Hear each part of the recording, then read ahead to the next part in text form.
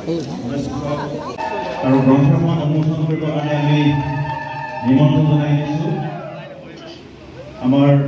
এগৰাকী বৰেণ্য নাৰী যাৰ শিল্পকৰ্মই মহাত্মা গান্ধীয়ে কাহানিয়ে কৈ যোৱা অসমীয়া শিপিনীয়ে তাত ফলত সপোন ৰচে সেই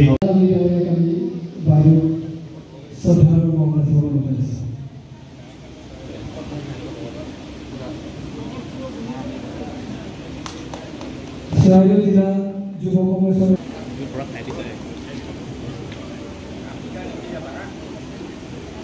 মৰাণ প্ৰেছ ক্লাবৰ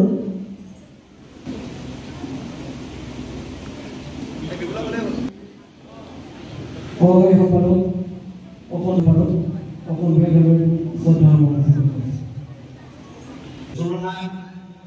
মহাবিদ্যালয়ৰ অৱসৰপ্ৰাপ্ত অধ্যক্ষ আছিলে অৱসৰপ্ৰাপ্ত অধ্যক্ষ ডক্টৰ দেৱব্ৰত শৰ্মা ছাৰ যিজনে বুৰঞ্জীৰ তথ্য সমৃদ্ধ কথাৰে টেঙাইমোহন বুৰঞ্জীবিদ টেঙাইমোহন কোন আছিল তেখেত কেনেকৈ অসমৰ প্ৰথমজন অভিধান প্ৰণেতা আছিল কেনেকৈ তেখেতৰ লিগেচি এই লিগেচিৰ জ্যোতিষ্মান নক্ষত্ৰক আজি ইয়াত অভিনন্দন জনোৱা হৈছে তেখেতৰ আজি উপজাতি এই উপজাতিত তেখেতক আজি এখন অভিনন্দন এখন গ্ৰন্থৰে তেখেতৰ জীৱন যাত্ৰাক আঁচুৰি অনা হৈছে অঞ্জলি বৰ্মা এই ইতিহাস প্ৰসিদ্ধ বৰ্ণিল বক্তব্য দেৱব্ৰত শৰ্মা ছাৰৰ এই বক্তব্যই মোক আজি সমৃদ্ধ কৰিলে মোৰ আগন্তুক সংবাদ যাত্ৰা এই বক্তব্য মোৰ বাবে এক টোপোলা ভৰাই লৈ যোৱা সাৰুৱা মোৰ টোপোলা ভৰাই এটা টোপোলা হ'ব যিটো টোপোলাক লৈ মই আগন্তুক দিনত মোৰ সংবাদ যাত্ৰা শক্তিশালীভাৱে আগবঢ়াই লৈ যাব পাৰিম। অঞ্জলি মোহন চেতিয়া তেখেত এগৰাকী ভেটান খেলুৱৈ মৰাণৰ তৰাচিঙা বিহুৰ প্ৰতিষ্ঠাপক বুৰঞ্জীবিদ পণ্ডিত টেঙাই মোহনৰ যি আমি জানো তেখেতে অভিধান প্ৰণেতা তেখেতৰ পৰিণাতি আৰু তেখেতৰ বিভিন্ন সংগঠন খেলৰ বা বিভিন্ন অনুষ্ঠান প্ৰতিষ্ঠানত জড়িত এগৰাকী প্ৰায় 70 বয়সীয়া এগৰাকী আইতা তেখেতক আজি মানে ৰাজহুৱাভাৱে সম্বোধন জনাইছে অসম জাতীয়তাবাদী যুৱ সংঘৰ টাইপাকে আদি কৰি মহিলা সমিতি দল সংগঠন সকলো ব্যক্তি আৰু জ্যেষ্ঠসকল ইয়াত আহিছে ডক্টৰ দেৱব্ৰত শৰ্মা ডক্টৰ গীত ফুকনৰ দৰে অসম সাহিত্য সভাৰো প্ৰতিনিধিয়ে আজি তেখেতক সম্বোধনা জনোৱাটো এক বিৰল কাহিনী আৰু এই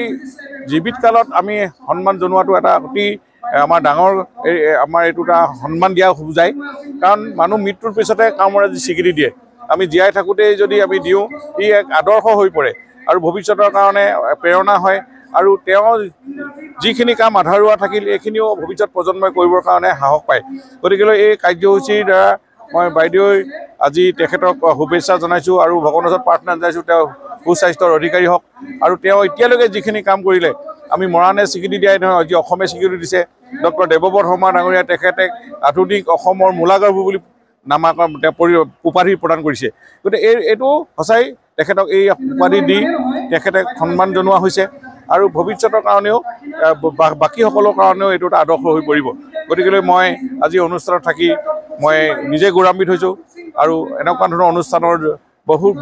সুদূৰ প্ৰসাৰী প্ৰভাৱ পেলাব ইয়াক মই আশা কৰিব পাৰোঁ। মৰাণৰ লগতে ৰাজ্যখনৰ ক্ৰীড়া সমাজ সংস্কৃতি জগতৰ এগৰাকী বৰেণ্য ব্যক্তি শ্ৰদ্ধাৰ অঞ্জলি চেতিয়া বাইদেউৰ তেখেতৰ 68 সংখ্যক জন্মদিনত আজি অনুৰাগী শুভাকাংক্ষীসকলৰ উদ্যোগত জন্মদিন উদযাপিত হৈছে আৰু এই জন্মদিনৰ সৈতে সংগতি ৰাখি এখনি অভিনন্দন গ্ৰন্থ আৰু বিশেষভাৱে মৰাণৰ বিভিন্ন অনুষ্ঠান প্ৰতিষ্ঠান দল সংগঠনৰ দ্বাৰা আয়োজিত হৈছে সম্বৰ্ধনা অনুষ্ঠান আৰু এই অনুষ্ঠানটিত বিশিষ্ট চিন্তাবিদ দেৱব্ৰত শৰ্মা বিশিষ্ট সাংস্কৃতিক গৱেষক কুসুম বৰ টাইৰাই গগৈ আদি কৰি ভালেকেইজন ৰাজ্যখনৰ বিভিন্ন ক্ষেত্ৰৰ বিশিষ্ট ব্যক্তি আজি উপস্থিত থাকে আৰু অঞ্জলি চেতিয়া বাইদেউৰ তেখেতৰ জীৱন কৰ্মৰ যি প্ৰসাৰ প্ৰসিদ্ধি সিয়ে আমাৰ নতুন প্ৰজন্মক সদায় উদ্বুদ্ধ কৰি আহিছে আৰু আমি অনুৰাগীসকলে তেখেতৰ যি সমাজ সংস্কৃতিলৈ অৱদান তাকেই আমি সন্মুখত ৰাখি আজিৰ এই অনুষ্ঠানটো আয়োজন কৰাৰ চিন্তা কৰিলোঁ এই অনুষ্ঠানটোত আজি বিভিন্ন প্ৰান্তৰ ব্যক্তিয়ে বাইদেউৰ সৈতে তেখেতলোকৰ সান্নিধ্য স্মৰণ কৰিছে আৰু এই অনুষ্ঠানটিয়ে আমাৰ সমাজখনলৈ বা নতুন প্ৰজন্মলৈ বিশেষভাৱে এটা ইতিবাচক বাৰ্তা বহন কৰিব বুলি আশা ৰাখিছোঁ।